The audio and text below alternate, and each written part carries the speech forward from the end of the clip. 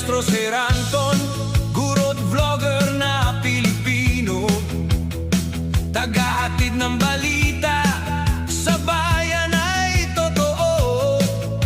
Mga benepisyo ng guro, kanyang tinatalakay. Sa video natin ngayon mga maestro ay pag-usapan at alamin naman natin itong tungkol sa ino-offer po ng Land Bank. Ano po, ito yung salary loan program. Ayan, sa pagitan po yan ng Land Bank at ng Department of Education, na kung saan nagkaroon po sila ng MOA, ano po, ng Memorandum of Agreement.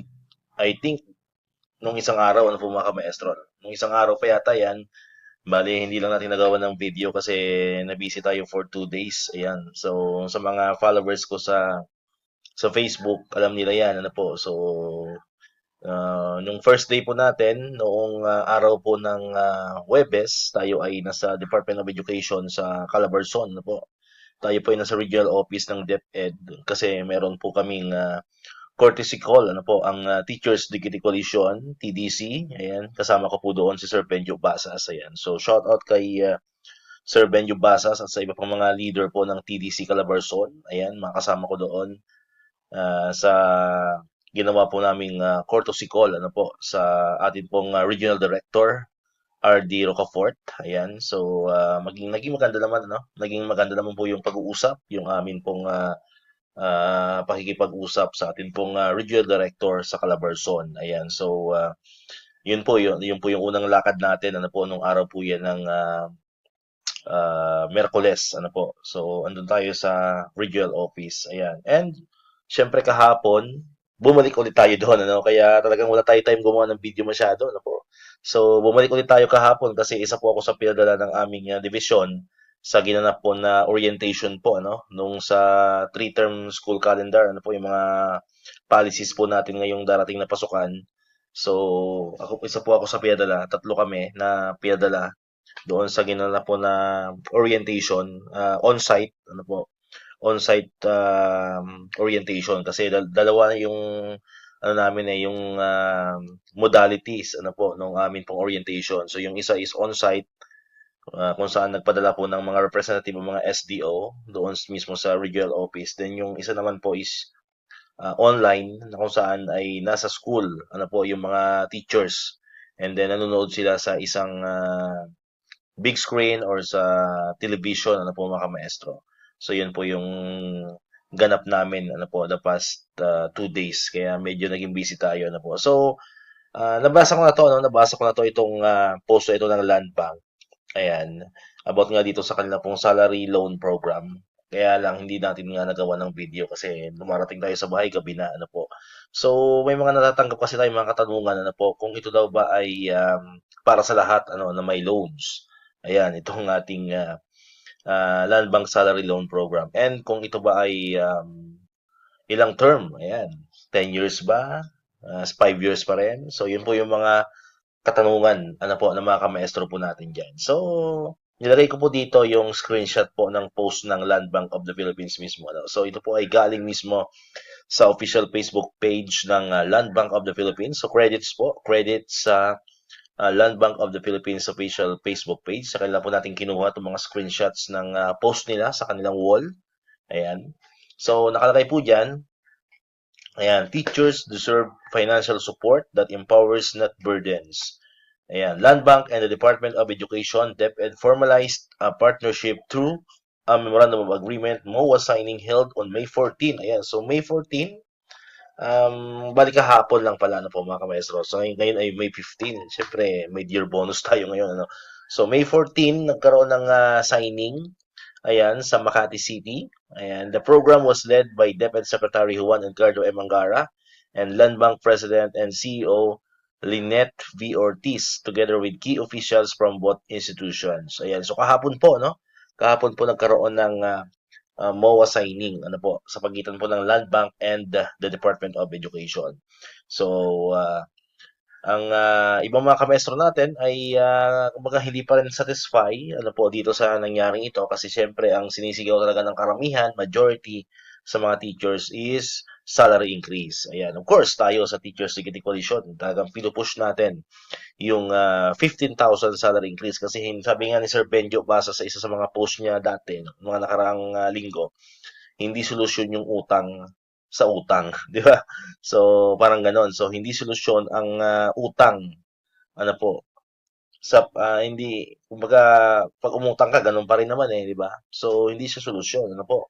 Kumbaga, papalawigin mo lang yung paniningil sa'yo, mga ganun ba na scenario. So, number one solution pa rin talaga, ano po, para, kumbaga sa ano, gumanda-ganda naman ang kalagayan ng mga teachers natin at yung garnishment ay maiwasan na is yung salary increase, ano po mga maestro. So, siguro ito ay isa sa mga pangunang hakbang ano po ng Department of Education pero sana ay ma-approvean pa rin ano po yung ating pinupush na salary increase. Alright? So yan, ayan po no. So through this initiative, two financial programs were launched for public school teachers. So dalawa po yan. So yung una na tinutukoy dyan is yung salary loan takeout program. Ayan. So salary loan takeout program. It helps teachers with existing multiple or burdensome private loans by consolidating them into a single land bank loan with lower rates, longer terms, and more affordable monthly payments.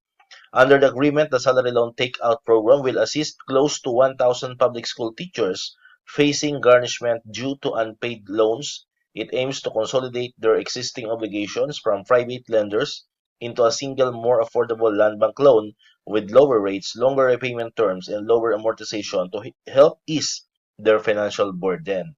So ito po yung unang program nila, no, yung salary loan takeout program. No? So parang buyout, ano po mga maestro. So si Land Bank na ang magabayad niyan sa mga bangko no na pinagkakautangan po sa mga PLIs na pinagkakautangan ng ating mga kamaestro. Pero ito po ay sa pagkakaalam ko po ito po ay para lamang po doon sa almost 1,000 public school teachers na naharap po na sa garnishment. Ano po? So yun, sila po yung priority. So kung ang tanong po ninyo ay para sa lahat, so hindi po ito para sa lahat. Ano? Based po dito, no? Based po sa pagkaunawa po natin. And based doon sa comment din ng Land Bank, ano po sa isang nagtanong ano po na teacher din, para nga lang po 'yun, ano po, para nga lang talaga dito sa almost 1,000 public school na teachers facing garnishment. Ano po itong salary loan takeout program na ito. So, sila lang po ang priority, ano po mga maestro. So, hindi siya para sa lahat. Ayan. So, para lamang po ito para hindi mag-garnish, ano po, para hindi mag-garnish yung mga ATM, ano po mga kamaestro, ng almost close to 1,000 public school teachers po natin. Sa buong Pilipinas po yan. Alright? So yan po, no? So yan po yung salary loan takeout program. Yan po yung una. Pangalawa, ito tingin ko, ito yung para na sa lahat. Ayan o. Open to all qualified teachers. So ito po yung enhanced salary loan program. Ano naman tong enhanced salary loan program? No? Open to all qualified teachers offering new loans at competitive rates with added benefits like potential credit card pre-qualification and 100,000 accident insurance coverage for 1 year. Ayan o. Ito po yung mas pinalawig na explanation po dyan. The Enhanced Salary Loan Program available to all teachers offers more accessible financing at a competitive interest rate per annum and may pre-qualify for them for a credit card and a 1 year accident insurance coverage of up to 100,000 pesos. This helps to help reduce reliance on costly and predatory lending. Ayan. So ito po mga kamestro, no? Ito po yung loan na kung saan ay magkakaroon ka ng insurance ano po ng 100,000 pesos. O syempre, hindi pa natin alam yung buong detalye po nito mga kamestro kung paano ka makakapag-avail itong 100,000 insurance na yan. Syempre, may mga guidelines din po yan. So yun lang po yung malinaw, no? Ito po ay qualified or ito po ay para sa lahat ng teachers, basta qualified. So, we don't know the qualification yet. Ano, wala pa silang pinapalabas. Basta kung para po ito sa lahat ng qualified teachers. Unlike yung una kanina, yung salary loan takeout program, para lang po ito sa mayroong issue ng garnishment. Ano po mga maestro. Pero itong pangalawang program nila, itong enhanced salary loan program, ay para po ito sa lahat. So, ito po yung medyo maganda, no? Yung 100,000 accident insurance coverage for 1 year. Ayan, so medyo maganda-ganda po yan. Pero syempre, hindi naman natin hihingin na ma-aksidente tayo para lang ma-avail natin ito mga kamaestro, di ba? Pero syempre, kung dumating man yung point na ma-aksidente tayo, may nangyaring hindi maganda sa atin. So, malaking bagay din po itong 100,000 pesos na ito.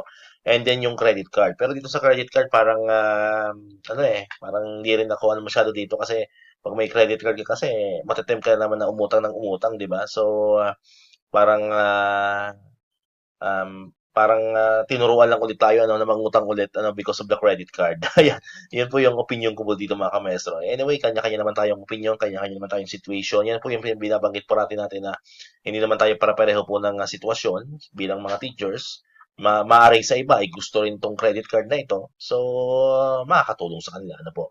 So, kayo mga kamestro, ano ba sa tingin ninyo? Ano po yung ino-offer ng Land Bank na ito? Yung salary loan takeout program saka itong enhanced salary loan programs. Tingin nyo ba ay makakatulong po yan sa ating mga kamaestro? Makakatulong ba talaga yan para mabawasan yung mga utang natin sa mga private lending institutions? So comment down below lang mga kamaestro diyan sa baba ng inyong mga saloobin, ng inyong mga opinion tungkol dito sa salary loan program na ito na ino-offer po ng Land Bank of the Philippines. Ayan, for sa mga update po, no, may mga development about dito, abangan nyo lang po sa ating YouTube channel. Ayan, at agad-agad po natin yung ibabalita na po mga maestro. Alright, so far, yan po, no? Yan po yung balita po natin about dito sa salary loan program na ito ng Land Bank of the Philippines. Alright, so dito na tapusin ang ating video ngayon mga maestro. Kung di ka pa nakakapag-subscribe, click mo na ang subscribe button dyan para ikaw yung unang nakapanood ng mga videos na na-upload natin. Katulad yung mga updates pa rin about sa Land Bank of the Philippines and other benefits ng mga teachers and government employees. And syempre, click mo na rin ang notification bell button para man-notify ka. Always updated ka pag may mga bago tayong uploaded na videos. So muli, maraming salamat sa inyong panonood at pakikinig. Once again, El Maestro, see you on my next vlog. Bye-bye!